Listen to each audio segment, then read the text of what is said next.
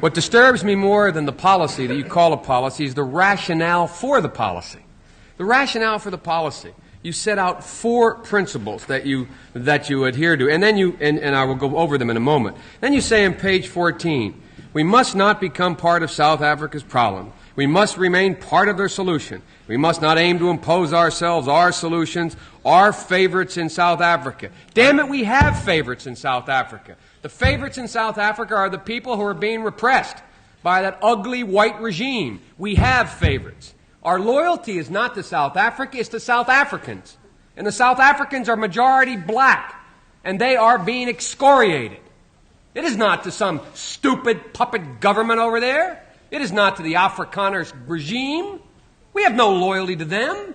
We have no loyalty to South Africa, to South Africans.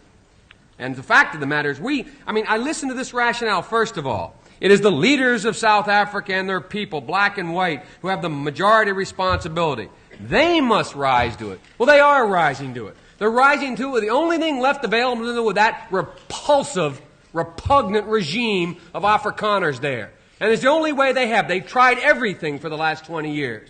They begged, they borrowed, they crawled, and now they're taking up arms. The second thing, progress toward peace requires a timetable. Timetable, elimination of apartheid. What's our timetable? What are we saying to that repugnant regime? These people are being crushed.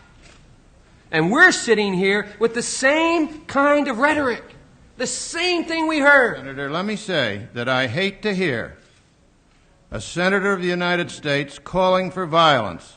I'm not calling for violence. That's what you're doing. I hate to hear exactly what you're doing. I hate to hear an administration and a Secretary of State refusing to act on a morally abhorrent point. I hate to hear this country. I'm ashamed that this country puts out a policy like this that says nothing.